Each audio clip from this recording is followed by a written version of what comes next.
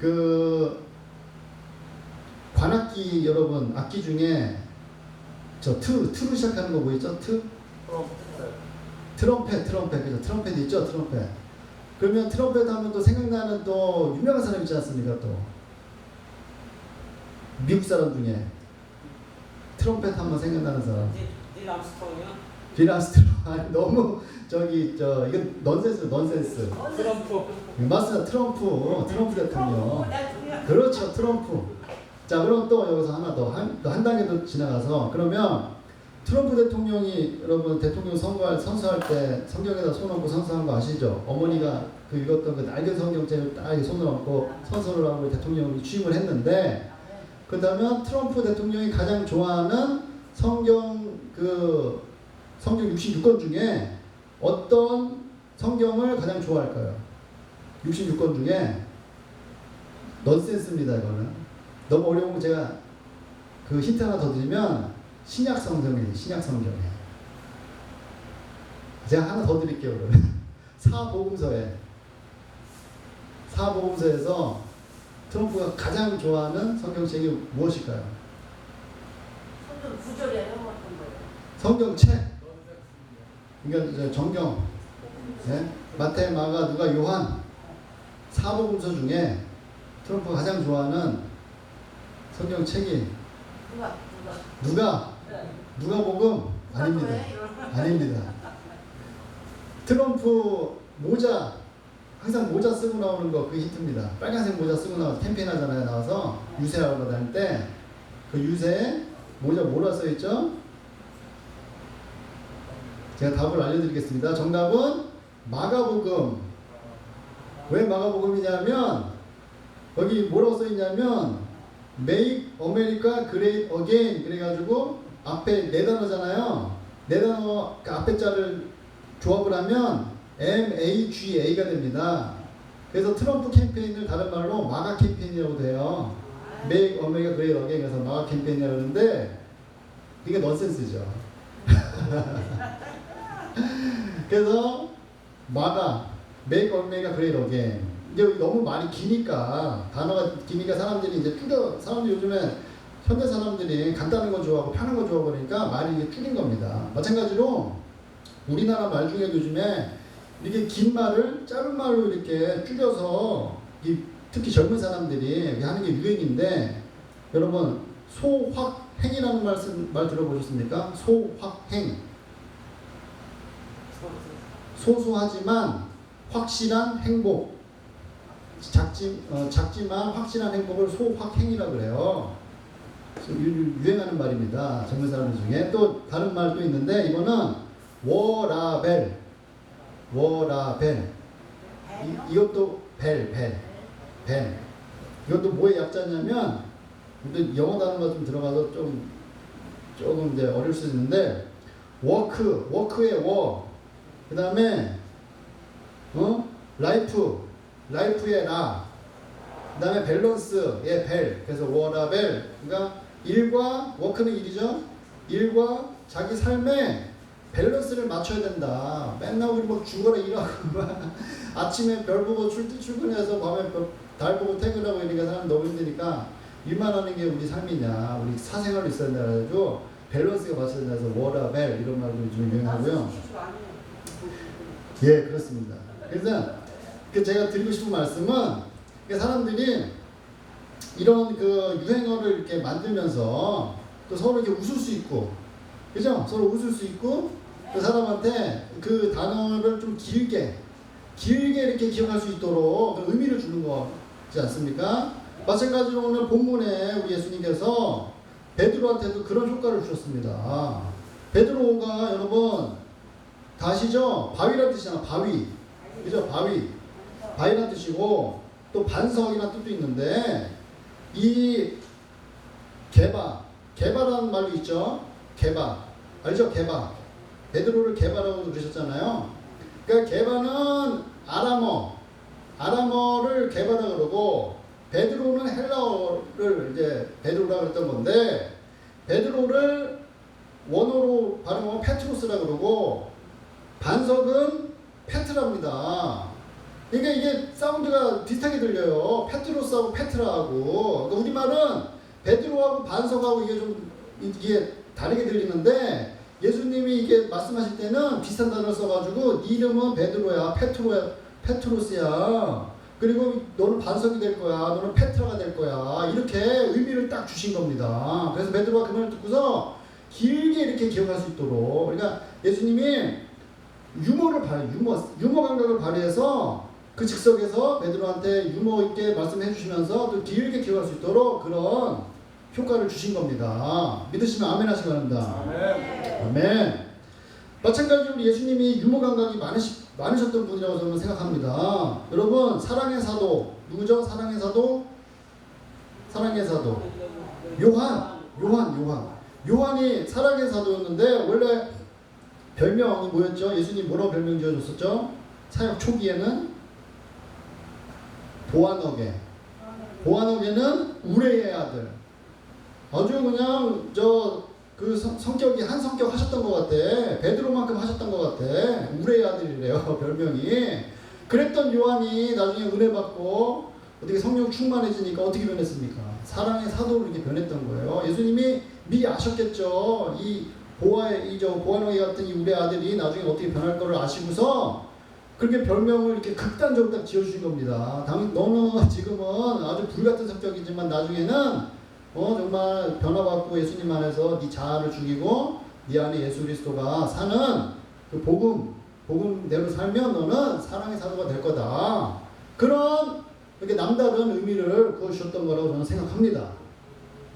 그래서 우리 예수님께서 특히 오늘 이렇게 이런 그 문장 하나에도 이런 의미가 있잖아요. 페트로스, 페트라, 그죠? 이 빌립보 가이사랴, 지금 이 사역의 현장이 일어났던 곳이 빌립보 가이사랴 또는 가이사랴 빌립보라는 곳인데 이 곳이 평범한 곳이 아닙니다. 이곳을 아주 좀 의미가 있는 곳이거든요. 이곳을 제가 좀 설명을 드리고 왜 하필이면 예수님께서 이곳에서 사람들이 나를 누구라고 하느냐, 너는 나를 누구라고 생각하느냐 이런 질문을 하셨을까? 예수님께서는 당시 갈릴리 사역에 이제 초점을 두시고 갈릴리에서 사역을 많이 하셨습니다. 갈릴리에서 사역을 하시고 지금 이 빌립보 가이사랴는 갈릴리보다 좀 더 북쪽에 있습니다. 지금 그 당시에 차가 없잖아요. 교통수단이 없으니까 걸어서 이동을 하는데 저도 이스라엘을 가봤지만 이스라엘 차로 전라도 사시는 분은 전라도 그 땅 사이즈가 전라도만 하다 그러시고 경상도 사시는 분들은 경상도 하다 그러는데 아무튼 전라도든 경상도든 하면 그만큼 면적이 작은 나라가 바로 이스라엘인데 차 타면은 30분이면 갈 곳이지만은 당시 예수님은 저희를 데리고 거기를 이제 가로질러서 도보로 가면 거의 한나절 되는 그 거리인데 거기까지 데리고 가신 겁니다. 그러니까 체험학습 시키신 겁니다, 여러분.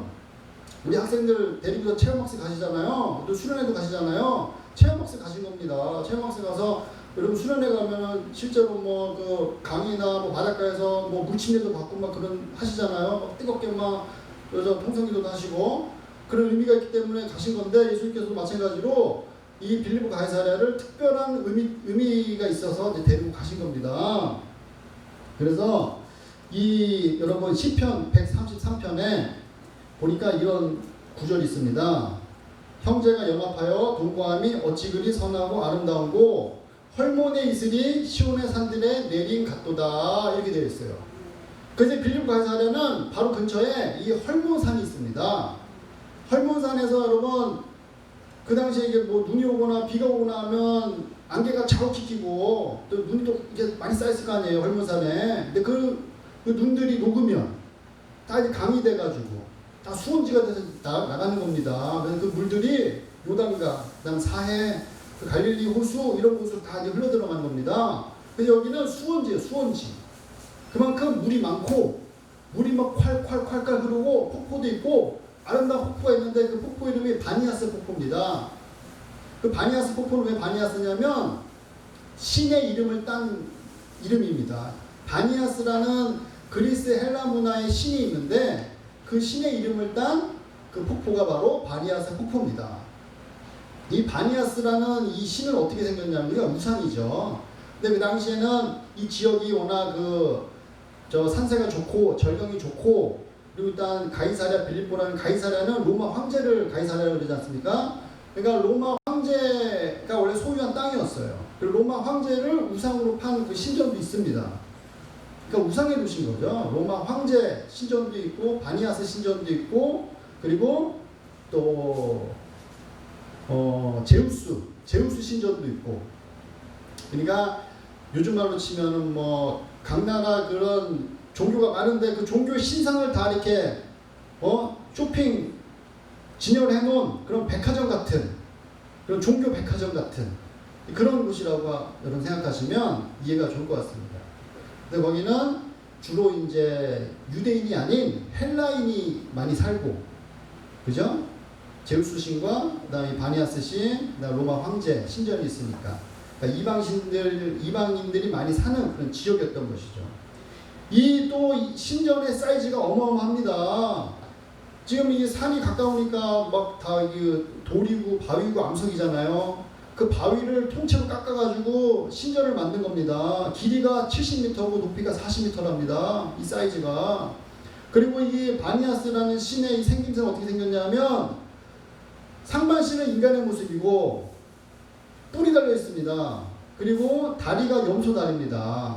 그러니까 염소와 사람의 그런 혼합, 그 어떤 그 목축, 그런 농경, 그 풍요를 가져다주는 그런 의미가 있는 것이죠. 그래서 이런 아주 기괴하고 아주 딱 우러러만 봐도 그 우상의 특징이 뭡니까? 우상의 특징은 웅장하고 거대해가지고 사람들이 그 앞에 서면 자연스럽게 시각적으로 이렇게 위협하는 그런 특징이 있는 거 아닙니까? 그래서 김일성 동상 여러분 뉴스에서 보셨잖아요. 거기 사람들 다 이렇게 쪼아리고 그런 우상 숭배하는 이유도 사람들이 이렇게 보면 위협을 당하는 겁니다.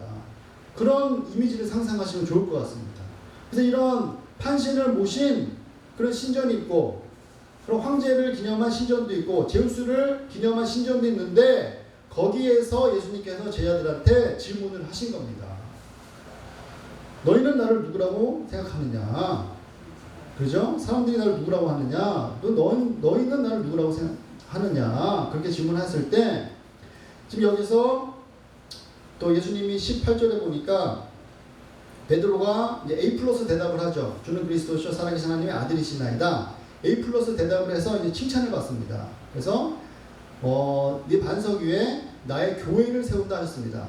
근데 이 교회가 여러분 사복음서에 이 교회라는 단어, 이 에클레시아가 딱 2번 나옵니다. 지금 여기 마태복음 16장 16절에 한 번 나오고 그다음 마태복음 외우기도 쉬워요. 여기는 16장 16절이었는데 마태복음 18장 18절에 16, 18, 18 거기에도 이제 교회라는 단어가 나와요. 사복음서에 딱 2번이 나오는데 그 에클레시아. 그러니까 에클레시아가 교회가 세워진다는데 사복음서에는 안 나오는 게 여러분 그게 합리적이죠. 그게 상식적이죠. 왜냐하면 어떻게 돼요? 예수님이 승천하시고 40일 만에 이제 성령으로 오시고 난 다음에 오순절 성령 강림 사건으로 인해서 그 사건 이후로 이제 교회가 생겨났으니까. 그죠? 사복음서에 안 나타나는 게 오히려 그게 우리한테 납득이 가기 쉬운데 예수님이 굳이 여기서 교회를 말씀하신 이유가 뭐냐? 그것도 제가 이제 설교 중에도 그걸 말씀드릴 겁니다. 그래서 우리 이 교회에 2가지 조건이 있는데 첫 번째 조건은 여기 신앙 고백이 있어야 된다. 베드로의 고백처럼 주는 그리스도시요 살아계신 하나님의 아들이시나이다 라고 하는 이 신앙 고백이 있어야 우리가 그 교회의 조건이다. 첫 번째 조건이다. 그럼 여기서 이 그리스도는 어떤 의미가 있습니까? 헬라어로는 크리스토스라고 하고 히브리어는 메시아라고 합니다. 의미는 기름 부음을 받은 자. 그래서 구약 성경에 기름 부음 받은 자가 3가지 역할이 있죠. 첫 번째는 왕, 두 번째는 제사장, 세 번째는 선지자. 그래서 왕은 대표적인 인물이 바로 다윗 왕이죠. 사무엘하 7장 16절에 보니까 다윗 언약을 하나님께서 해주시죠. 그 언약이 이런 말씀에 근거하는 거죠. 네 집과 네 나라가 내 앞에서 영원히 보존되고 네 왕위가 영원히 견고하리라 하셨다 하라. 이렇게 되어 있죠. 그러니까 여기서 하나님이 다윗한테 언약을 해주신 것 같지만 이 언약의 성취는 어디서 성취가 된다? 다윗의 후손으로 오실 그리스도, 예수 그리스도를 통해서 영원히 흥망성쇠하잖아요. 인간의 왕은, 사람의 왕조는 흥망성쇠합니다. 그렇죠? 586년에 유다가 망했잖아요. 바벨론에 끌려가서 망했는데, 그럼에도 불구하고 이 언약이 유지될 수 있었던 거는 예수 그리스도 통해서 성취될 거기 때문에. 그래서 사람들이 많이 오해를 하죠. 그래서 영원히 보존되고 영원히 경고로 하리라고 했으니까 사람들이 그것을 그냥 인간의 그 왕조가 영원히 될 거라고 오해를 했기 때문에 그 선지자들이 회개하라, 그렇지 않으면 이방 민족한테 멸망을 당할 거다 했을 때 사람들이 어떻게 됩니까? 거짓 선지자들이 나와서 우리는 하나님께서 우리를 망하게 하실 리가 없다라고 하는 그런 거짓 선지자들이 나타났던 거예요. 또 그걸 믿는 또 백성들도 나타나게 됐던 것이죠. 자, 그렇다면 이제 왕, 그 다음에 이제 제사장으로서, 제사장은 여러분 히브리서 9장 12절에 보니까 동물의 피로 하지 아니하고 오직 자기의 피로 영원한 속죄를 이루신 희생제물이자 대제사장이신 예수님이라 하셨습니다. 그래서 이 선지자로서, 제사장으로서 이 세 임무를 감당할 궁극적인 사람이자 하나님의 아들이 바로 누구다? 바로 예수 그리스도다. 그리고 여러분 빌립보서 2장 6절 9절에 보니까 그는 근본 하나님의 본체시나 하나님과 동등됨을 취할 것을 여기지 아니하시고 오히려 자기를 비워 종의 형체를 가지사 사람들과 같이 되셨고 사람의 모양으로 나타나사 자기를 낮추시고 죽기까지 복종하셨으니 곧 십자가에서 죽으심이라. 그래서 여러분 예수님은 하나님의 아들, 100% 하나님의 아들이자 100% 인간으로 이 땅에 오신 겁니다. 믿으시면 아멘 하시기 바랍니다. 아멘. 골로새서 1장 13절 14절에도 보니까 그가 우리를 흑암의 권세에서 건져내사 그의 사랑의 아들의 나라로 옮기셨으니 그 아들 안에서 우리가 속량 곧 죄사함을 얻었도다. 이렇게 되어 있습니다. 그래서 하나님의 아들인데 왜 인간의 모습을 오셔야 됐냐면 바로 우리에게 속량, 죄사함을 주시기 위해서. 아멘. 믿으시면 아멘 하시기 바랍니다. 아멘. 그래서 예수 그리스도의 이름, 이 의미 자체도 마태복음 1장 21절에 보니까 아들을 낳으리니 이름을 곧 예수라 하라. 이는 그가 자기 백성을 그들의 죄에서 구원할 자이심이라 하셨다 했습니다.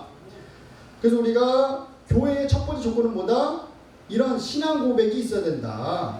예수 그리스도가 어떤 분이다? 왕으로, 제사장으로, 선지자로 하나님의 아들이자 100% 인간으로 이 땅에 오신 예수 그리스도를 나의 구주로, 나의 임금으로 이렇게 모시는 그런 입의 선포, 그런 고백이 있어야 된다. 그것이 바로 교회의 첫 번째 조건인 것입니다.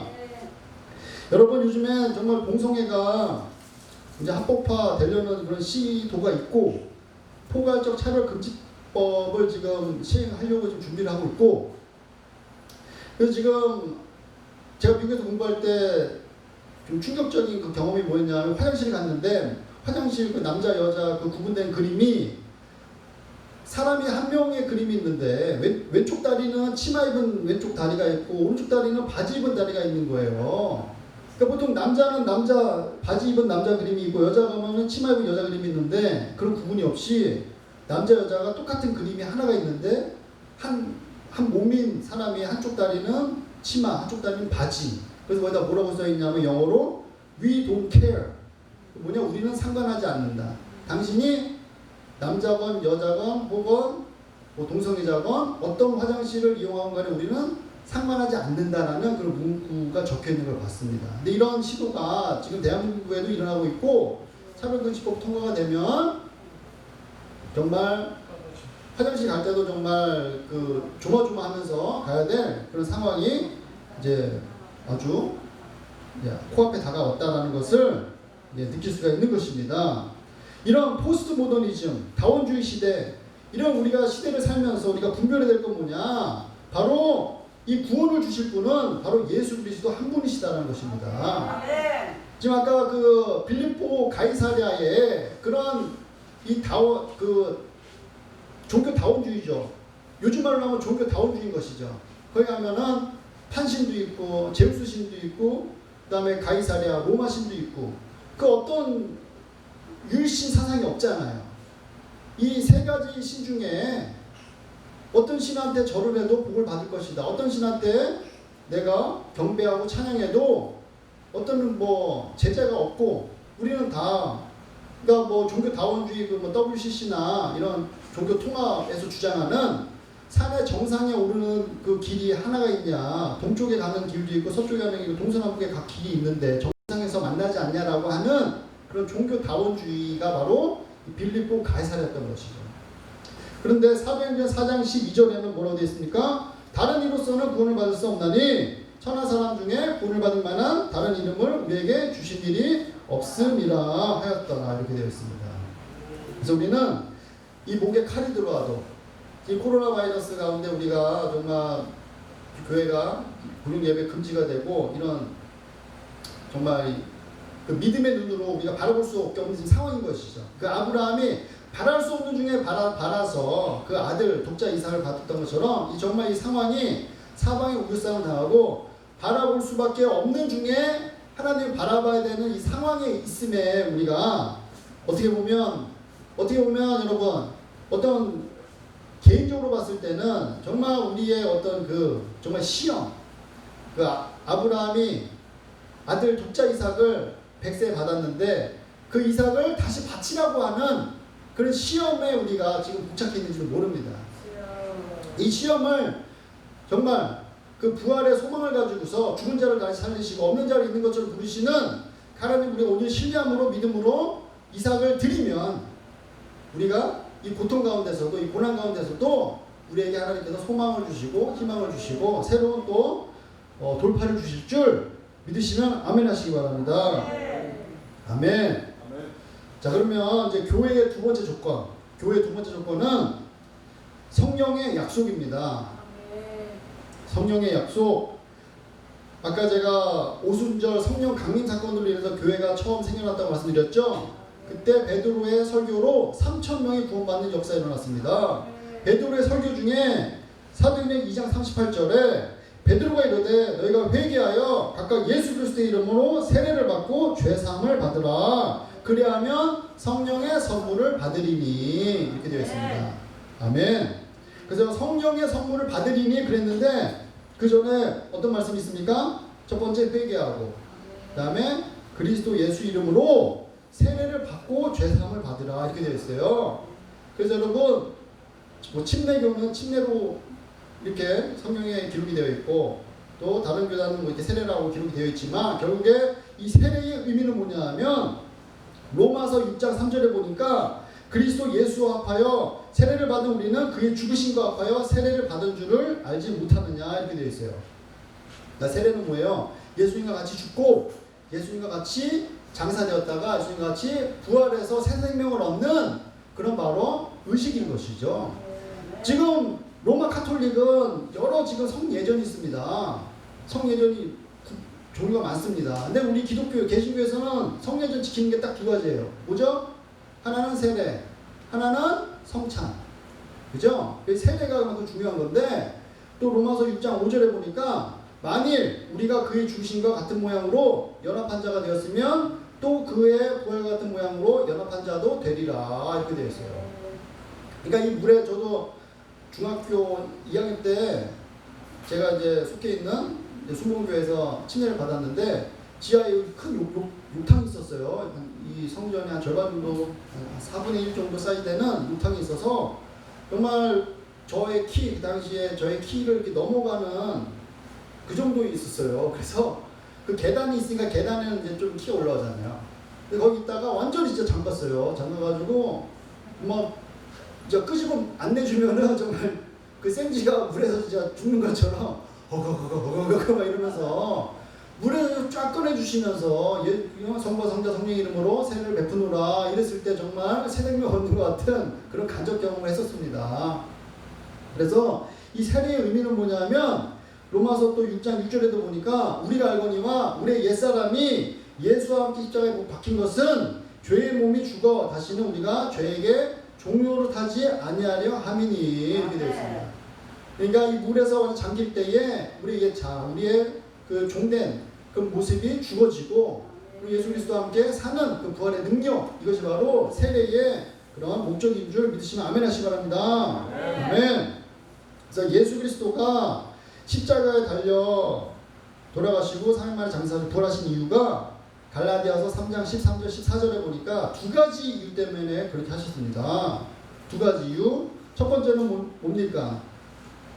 그리스도께서 우리를 위하여 저주를 받은 바 되사 율법의 저주에서 우리를 속량하셨으니 기록된 바 나무에 달린 자마다 저주 아래 있는 자라 하였습니다. 이는 첫 번째 이유입니다. 그리스도 예수 안에서 아브라함의 복이 이방인에게 미치게 하고, 첫 번째는 아브라함의 복이 이방인에게 미치게 하고, 두 번째 이유는 우리로 하여금 믿음으로 말미암아 성령의 약속을 받게 하려 함이라 이렇게 되어 있습니다.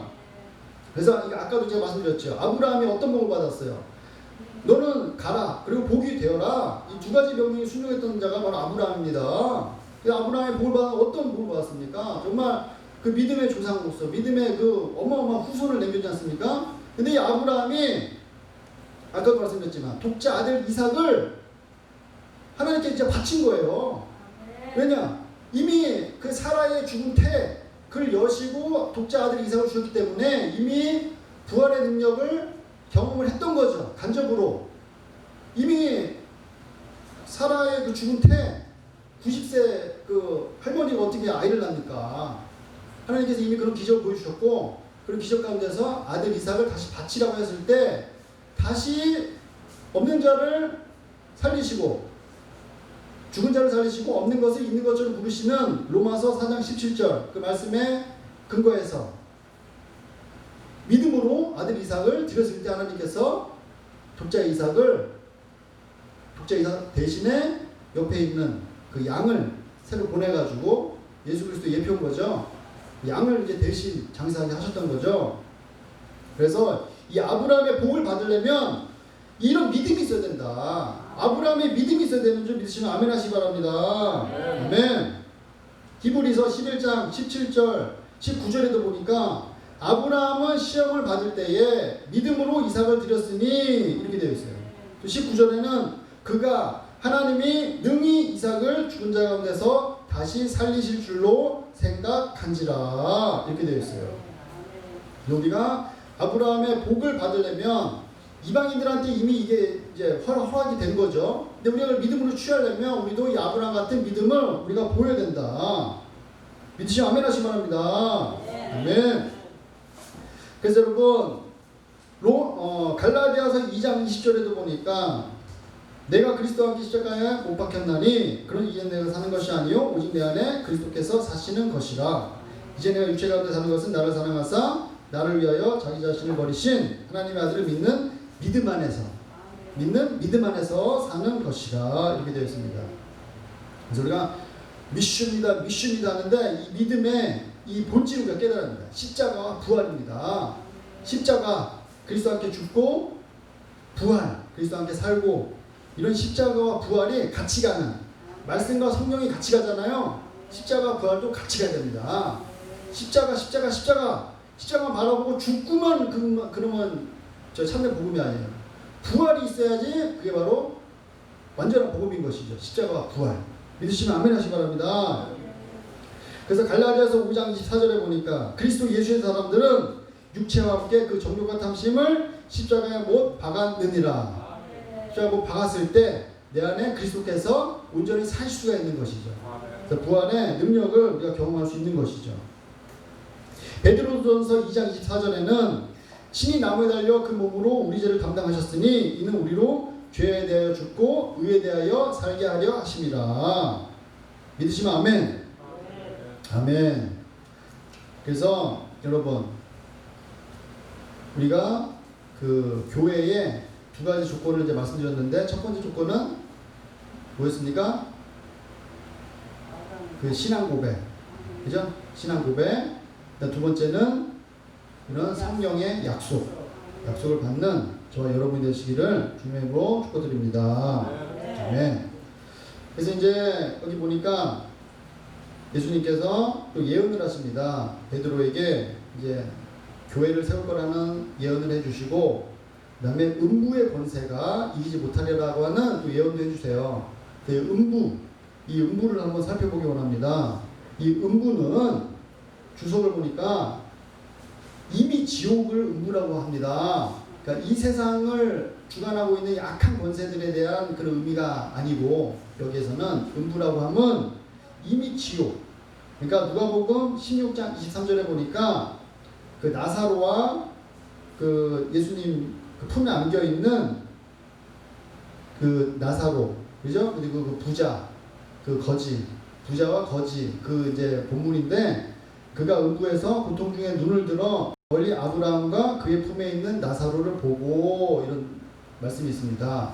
그러니까 여기 있던 이 부자는 음부에 이제 떨어져 있는 부자였던 거죠. 그러니까 음부는 이런 이 지옥을 의미하는 이제 그런 의미가 있는 것입니다. 그러니까 이미 예수님께서 십자가에서 달리시고 죽으시고 3일 만에 부활하시고 부활하심으로 창세기 3장 15절 그 원시복음 있잖아요. 그죠? 여자의 후손이 너의 머리를 깰 것이다. 사탄의 머리를 깰 것이다. 여자의 후손이 이미 사탄의 머리가 깨졌어요. 이미 깨져서 음부의 권세예요. 더 이상 힘을 못 쓰는 게 우는 사자처럼 두루 상기자를 찾는다고 했는데 우는 사자가 이빨이 없는 사자예요. 그래서 삼킬 수가 없어요. 그게 바로 이 사탄의 머리가 깨진 그 사탄을 이제 의미한던 거죠. 골로새서 2장 15절을 보니까 통치자들과 권세들을 무력화하여 드러내어 구역거리를 삼으시고 십자가로 그들을 이기셨느니라 이렇게 되어 있어요. 그래서 십자가 이 나무 이 모서리 가지고 사탄의 머리를 막 깬 게 아니고 예수님께서 저 십자가에 달려 돌아가심으로 인해서 죽을 수 아무 죄 없는 그 예수 그리스도께서 한 번에 단번에 영원한 제사를 드렸기 때문에 하나님께서 그를 만왕의 왕 만주의 주로 높이신 것이죠. 그래서 자동적으로 사탄이 패배하게 됐던 것이죠. 그래서 여기가 이미 천국이 이미 도래했다. 이미 천국이 도래했다. 근데 지금 이미와 아직 이게 어떻게 보면 이게 상반되는 의미인데 근데 하늘나라의 그게 원리인 거죠. 하늘나라의 법칙인 거죠. 이미 예수 그리스도가 이미 이루신 천국인데 아직 재림 예수가 오기 전까지는 이게 완벽하게 이루어지지 않은 거예요. 그래서 아직이에요. 이미와 아직, 영어로는 already but not yet 이 구조가 있는 것입니다. 그래서 우리가 이 천국 열쇠를 준 의미는 뭐예요? 아직 이루지 않은 하나님의 나라를 교회가 그 권세를 가지고서 그거를 하나님 나라를 확장해 나가라 라는 의미에서 천국 열쇠를 주신 것이죠. 믿으시면 아멘 하시기 바랍니다. 그래서 천국 열쇠는 어떤 의미이죠? 그 권세를 의미하는 권세. 그죠? 권세. 아무리 좋은 집과 좋은 차와 그런 좋은 처소가 있어도 열쇠가 없으면 못 들어가잖아요. 천국 열쇠는 그만큼 천국을 이 악한 것은 메고 그 다음에 하나님의 이 복은 풀어내는 이런 권세인 거죠. 하늘나라의 권세. 이거를 교회에게 주셨다는 겁니다. 믿으시면 아멘 하시기 바랍니다. 아멘. 그래서 야고보서 4장 7절에도 보니까 그런즉 너희는 하나님께 복종할지어다 마귀를 대적하라 그리하면 너희를 피하리라 이렇게 되어 있습니다. 누가복음 11장 20절에도 보니까 그러나 내가 만일 하나님의 손을 입어 귀신을 쫓아낸다면 하나님의 나라가 이미 너희에게 임하였느니라 이렇게 되어 있습니다. 아멘. 누가복음 17장 21절에는 또 여기 있다 저기 있다고도 못하리니 하나님의 나라는 너희 안에 있느니라 이렇게 되어 있습니다. 아멘. 고린도전서 4장 20절에는 하나님의 나라는 말에 있지 아니하고 오직 능력에 있습니다. 아멘. 그래서 이 지금 이미와 아직 이 구조가 지금 하늘나라에만 국한된 것이 아니고 우리가 그 칭의에도 우리가 찾아볼 수 있습니다. 이미 하나님께서 우리에게 주신 구원이지만은 에베소서 2장 8절에 보니까 너희는 그 은혜에 의하여 믿음으로 말미암아 구원을 받았으니 이렇게 되어 있어요. 받았으니 과거 받았으니 이는 너희에게서 난 것이 아니요 하나님의 선물이라 이렇게 되어 있어요. 그런데 또 빌립보서 2장 12절에도 보니까 항상 복종하여 두렵고 떨림으로 너희 구원을 이루라 이렇게 되어 있어요. 현재 진행형이에요. 왜 그래요? 사도 바울도 고린도전서 9장 27절에 뭐라고 고백하냐면 내가 내 몸을 쳐 복종하게 함은 내가 남에게 전파한 후에 자신이 도리어 버림을 당할까 두려워함이로다 이렇게 되어 있습니다. 사도 바울이 이방인의 사도고 정말 성경의 절반을 기술했던 하나님의 사람인데 버림받을까봐 두려워할 정도로 본인도 구원을 이루겠다라고 하는 그런 결단의 말씀이 있는 것입니다. 디모데후서 4장 18절에는 보니까 주께서 나를 모든 악한 일에서 건져내시고 또 그게 천국에 들어가도록 구원하시리니 이것은 미래 구원의 서정, 칭의의 서정이 있습니다. 첫 번째는 중생, 아까 에베소서 2장 8절에 얘기했던 과거의 구원, 중생, 그 다음에 성화, 빌립보서 2장 12절 두렵고 떨림으로 구원을 이루라, 성화의 과정, 그 다음에 영화, 미래의 구원, 디모데후서 4장 18절 미래에 그 천국에 들어가도록 구원하시리니 이게 칭이에요. 칭이. 이 1, 2, 3 이 구원의 서정이 칭입니다. 칭이. 그래서 이건 아까 얘기했던 이미와 아직이다. 이미 우리에게 주신 구원이지만 두렵고 떨림으로 우리가 예수님 재림하실 때까지 우리가 지켜내야 된다. 그 말씀인 것입니다. 히브리서 9장 27절에는 한 번 죽는 것은 사람에게 정해진 것이요 그 후에는 심판이 있으리니 되어 있어요. 계시록 20장 12절에는 자기 행위를 따라 책들에 기록된 대로 심판을 받으니 이렇게 되어 있어요. 심판은 행위대로 받는다. 구원은 믿음으로 받는데 심판은 행위대로 받는 거예요. 성경 말씀이 그렇게 되어 있어요. 마틴 루터가 종교에 갈 때 야고보서를 지푸라기 신학이라고 완전히 정경에도 포함시키지 않으려고 그랬어요. 야고보서도 마태복음, 야고보서, 요한계시록, 유다서 정말 이 행위를 강조하는 이 믿음, 이 정경을 완전히 배제하고 종교개혁을 했던 거예요. 근데 우리가 종교개혁 500주년이 지났지만은 결국에 말씀대로 돌아가야 된다. 말씀이 어떻게 입체적으로 봐야 된다. 입체적으로 말씀을. 그래서 야고보서는 지푸라기 신학이니까 이건 배제해야 되고 로마서만 믿어야 된다. 그게 오직 말씀이라고 저는 퀘스천 마크를 달고 싶은 것입니다. 자, 결론입니다. 그렇다면 우리가 이 천국 열쇠를 사용하려면 이제 그 당위성을 말씀드렸습니다. 그럼 천국 열쇠를 사용할 때 우리의 자세는 어떻게 돼야 되느냐? 아까도 얘기했지만 이 하나님께서 주신 이 은혜를 요즘에 페미코인이라는 말이 있어요. 페미코인, 우파코인 이런 말씀이 이런 유행어가 돌아요. 이건 뭐냐면 페미니즘을 요즘 유튜버나 무슨 연예인이나 이런 사람들이 방송에 나와가지고 페미니즘을 막 옹호해. 그러면 사람들이 막 돈을 막 쏴주고 막 별풍선을 쏴주고 막 이 사람은 개념 있는 사람이다, 이 사람은 깨시민이다 이러면서 사람들을 막 띄워줘. 그러니까 이 페미니즘을 어떤 이 성경적 가치에서 보는 게 아니라 사람들이 포스트 모더니즘, 이 다원주의 시대에서 이게 환영받는 말이니까 그 말을 하면은 막 돈을 버는 거야. 마찬가지로 이 은혜를 막 강조하니까 사람들이 어떤 그 결단 있는 믿음, 행위로 나타나는 그 믿음, 거룩하게 살려고 하는 정말 이 거룩, 이 성결, 이 문제를 정말 고민하고 이런 모습이 사라졌던 거예요. 한 번 구원 영원한 구원이다라고 하는 이런 이 초기 중생만 강조한 이 말씀 때문에 어떤 성화나 영화는 그냥 상급이야. 천국 들어가는 데는 아무런 상관이 없다라고 하는 오해하고 있는 사람이 있는 거야. 근데 결국엔 어떻게 됩니까? 말씀에 설명해드렸죠. 사도 바울도 그걸 고민했었고 예수님도 마태복음 7장 21절에 나더러 주여 주여 하는 자마다 다 천국에 들어갈 것이 아니요 다만 하늘에 계신 내 아버지의 뜻대로 행하는 자라야 들어가리라 이렇게 되어 있습니다. 그러니까 이 산상수훈 이 마태복음의 이 말씀은 정말 이런 믿음인 거예요. 액치 이렇게 행하는 믿음, 막 그 제사장의 의보다 나은 서기관보다 의다 나은 그 믿음. 근데 예수님의 말씀과 사도 바울의 말씀을 히브리서에도 한 번 빛을 보고 은사를 맛본 사람이 어떻게 돼요? 저기 하면 타락하면 영생에서 떨어진다고 그러잖아요.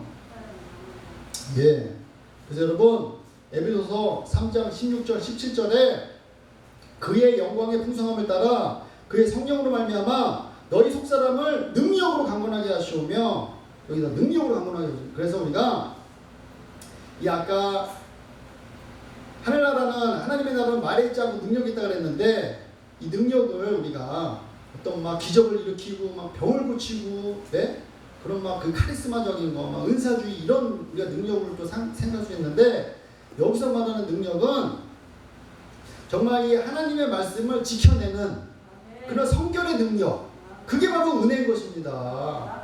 그게 바로 능력 있는 크리스찬인 것입니다. 죄를 이기고 세상을 이기고 원수 마귀를 이겨내는 그것이 바로 능력인 것입니다. 그것을 우리의 의로 하는 것이 아니라 뭐라고 되어 있어요? 여기? 그러니까 믿음으로 말미암아 그리스도께서 너희 마음에 계시게 하시었고 너희가 사랑 가운데서 뿌리가 박히고 터가 굳어져서 이걸 내 안에 계신 성령께서 계시기 때문에 능력을 주시고 강건케 해주시고 뿌리가 박히고 터가 굳어져 가지고 근육이 생기는 거예요. 이 성결에 근육이 생기는 거예요. 터가 박히고 뿌리가 박히고 터가 굳어지니까. 이것이 바로 이런 거룩의 능력, 성결의 능력인 줄 믿으시면 아멘 하시기 바랍니다. 아멘. 요즘에 정말 이 세상 사람들도 포스트 코로나를 막 고민하고 이런 걸 토론을 합니다. 이 코로나 시대에 우리가 뭐 대학교 강의는 어떻게 되고 우리가 회사 생활은 어떻게 되고 이런 것들을 막 고민하고 원탁 회의를 하는 걸 봤습니다. TV에서 뭐 유튜브나 그런 강연들도 많이 있는 걸 봤어요. 그래서 저의 마음을 그렇게 감동시켰던 그런 그 강의가 뭐였냐면 이 사람은 아주대 심리학과 교수 중에 김경일 교수라고 있는데 이분은 뭐라고 얘기하냐면 우리가 이 대학이 온라인 강의 시대로 바뀌면서 온라인 강의를 들을 때 본인은 어떻게 듣냐면 서서 강의를 듣는답니다. 서서. 왜냐하면 이게 앉아서 듣고 뭐 자꾸 왔다 갔다 하고 잠깐 멈췄다가 뭐 딴 거 하고 또 멀티태스킹 되니까 또 스마트폰으로 유튜브 틀어놓고 강의 틀어놓고 또 막 뭐 카톡도 막 하잖아요. 멀티태스킹 되니까. 그러면은 제대로 강의를 들을 수 없다는 겁니다. 그러니까 이 사람은 딱 서서 정말 실제 강연 그 참석하는 것보다 더 경건한 더 신중한 자세로 딱 이렇게 서서 강의를 듣는다고 합니다. 그래서 우리가 이 포스트 코로나 이 예배도 우리가 지금 심각히 고민해야 될 때라 믿습니다.